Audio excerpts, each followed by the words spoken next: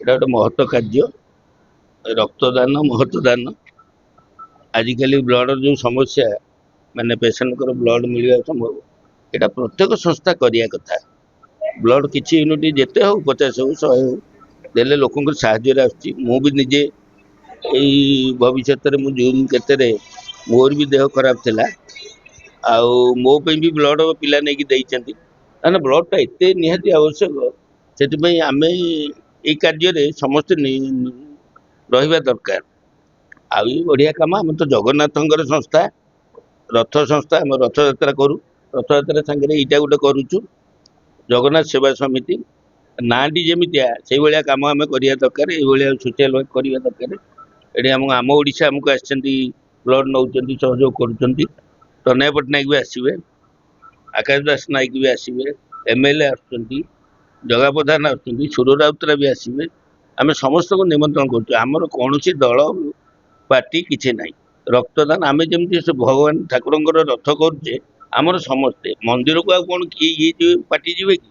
ସମସ୍ତେ ଆସିବେ, କୌଣସି ଦଳ ନିର୍ବିଶେଷରେ ଆମେ ହଉଛି ରକ୍ତଦାନ ଶିବିର ମହତ୍ଵଦାନ। ଜୟ ଜଗନ୍ନାଥ। ଜଗନ୍ନାଥଙ୍କ ପାଖରେ ପ୍ରାର୍ଥନା ସମସ୍ତେ ସୁସ୍ଥ ରୁହନ୍ତୁ, କାହାର ରକ୍ତ ଅଭାବ ନ ହଉ। ଜୟ ଜଗନ୍ନାଥ। ମୁଁ ଫିରୋଜ ଖା, ଏଇ ଜଗନ୍ନାଥ ସେବା ସମିତିର ମୁଖ୍ୟ ପରାମର୍ଶଦାତା।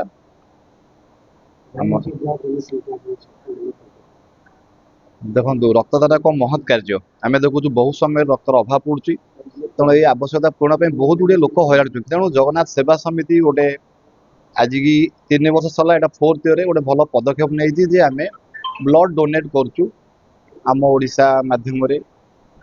ଲାଷ୍ଟ ଟାଇମ୍ ବୋଧେ ରେଡକ୍ରସ ମାଧ୍ୟମରେ ଆମେ ଦେଇଥିଲେ। ତେଣୁ ବିଭିନ୍ନ ଯୋଉ ଅନୁଷ୍ଠାନ ଜରିଆରେ ଆମେ ଜଗନ୍ନାଥ ସେବା ସମିତି ତରଫରୁ ରକ୍ତଦାନ କରି ଆସୁଅଛୁ।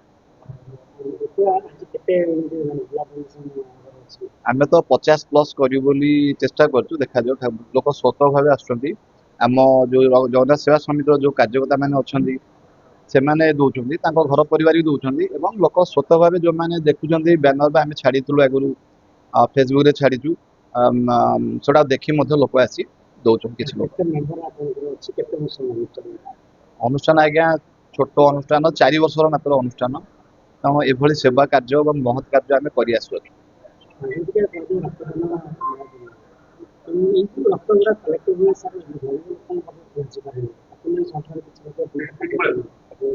ଦେଖନ୍ତୁ, ଆମେ ରକ୍ତ ବ୍ଲଡ ବ୍ୟାଙ୍କକୁ ଦେଲୁ ବା ଆମ ଓଡ଼ିଶା ମାଧ୍ୟମରେ ବ୍ଲଡ ବ୍ୟାଙ୍କକୁ ଗଲା। ତେଣୁ ଗରିବ ଲୋକଟିଏ ପାଇବାର ପ୍ରୋସିଜିଅର ଅଛି ମଧ୍ୟ। ଗରିବ ଲୋକ ଯେତେବେଳେ ଆମକୁ ସହାୟତାର ହାତ କେତେବେଳେ କି ମାଗିଛି, କୌଣସି ଲୋକ ଆମ ଜାଣତରେ, ଆମ ଯୋଉ ପିଲାମାନେ ଆଜି ଧରନ୍ତୁ ଦେଇପାରିନାହାନ୍ତି କି ସେମାନେ ରିସେଣ୍ଟ ଦେଇଥିଲେ ବ୍ଲଡ, ଆମେ ସେମାନଙ୍କୁ ମଧ୍ୟ ବ୍ଲଡ ମାନେ ଯୋଗେଇ ଦଉ ଯେ ତମେ ଯାଇକି ଲୋକଙ୍କର ତମେ ଯାଇ ବ୍ଲଡ ଦେଇଦେଇ ଆସ।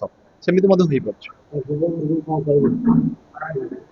ଯୁବବର୍ଗଙ୍କୁ ମୋର ଏତିକି ରହିବ ବାର୍ତ୍ତା ଯେ ଆପଣମାନେ ସମସ୍ତେ ରକ୍ତଦାନ କରନ୍ତୁ।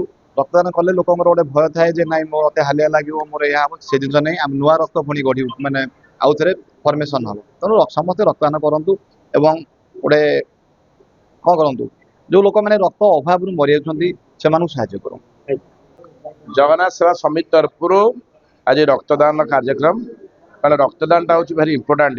ଏବେ ବି ମଧ୍ୟ ଦେଖୁଥିବେ, ମାନେ ଆଗରୁ ଟିକେ ଖରା ଦିନେ ଇଏ ହୁଏ, କିନ୍ତୁ ଏବେ ଅଲ୍ ସିଜନରେ ମଧ୍ୟ ଆବଶ୍ୟକତା ହେଲାଣି, ବହୁତ ଏବେ ଆବଶ୍ୟକତା ହେଲାଣି। ତେଣୁକରି ଖରା ମାଡ଼ି ଆସୁଛି, ଯେଉଁମାନେ ରକ୍ତଦାତା ସେମାନଙ୍କୁ ବହୁତ ଧନ୍ୟବାଦ ଯେ ସେମାନେ ଆଗ୍ରହ ସହକାରେ ଆସିକି ଜଣେ ରୋଗୀ ପାଇଁ ଯେଉଁଟା ଦରକାର ପଡ଼ୁଛି ସେମାନେ ସେଟାକୁ ଇଏ କରୁଛନ୍ତି। ସେଥିପାଇଁ ବହୁତ ବହୁତ ଅଶେଷ କୃତଜ୍ଞତା।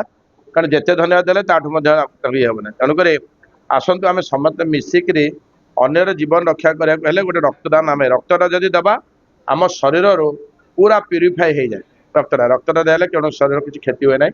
ତେଣୁକରି ଆବଶ୍ୟକତାର ଯାହାର ଯାହା ଦେବାକୁ ଯଦି ତମ ସକ୍ଷମ, ଆମେ ତେଣୁ ରକ୍ତ ଦେବା କି ଅନ୍ୟର ଜୀବନ ବଞ୍ଚିବା। ଆଉ ସିକେଲସିମିଆ ହଉ, ଆପଣ ଯେଉଁମାନଙ୍କ ରକ୍ତ ଦରକାର ଆବଶ୍ୟକତା ପଡୁଛି, ସେମାନେ ବି ଆମେ ଏ ବନ୍ଧୁତ୍ୱର ହାତ ବଢାଇବା ପାଇଁ ଆଜି ଯେମିତି ଜୟ ଜଗନ୍ନାଥ ସମିତି ସେମାନେ ସବୁବେଳେ ଖାଲି ରଥ ଠାକୁରଙ୍କର କି ଠାକୁର ପୂଜା କରନ୍ତି ନାହିଁ, ଏ ଅଞ୍ଚଳ ପାଇଁ, ଭୁବନେଶ୍ୱର ପାଇଁ, ଓଡ଼ିଶା ପାଇଁ ଯାହା ଦରକାର ପଡ଼ିଲେ ସେମାନେ ସବୁଥିରେ ଆଗେଇ ପଡ଼ନ୍ତି। ଦୈବ ଦୁରୁପାକ ହେଲେ ଚୂଡ଼ାଚଳ ଧରି ପହଞ୍ଚନ୍ତି, ଆବଶ୍ୟକତା ପଡ଼ିଲେ ମେଡିକାଲ ଯାଇକି ଡ୍ୟୁଟି କରନ୍ତି, କାହା ପାଇଁ ରୋଗୀ ପାଇଁ ମଧ୍ୟ ରକ୍ତ ଦେବାକୁ ପଡ଼ିଲେ ମଧ୍ୟ ରକ୍ତ ଦିଅନ୍ତି। ସେଥିପାଇଁ ବହୁତ ବହୁତ ସେବା ସମିତି କି ଅଶେଷ କୃତଜ୍ଞତା, ଅଶେଷ ଧନ୍ୟବାଦ।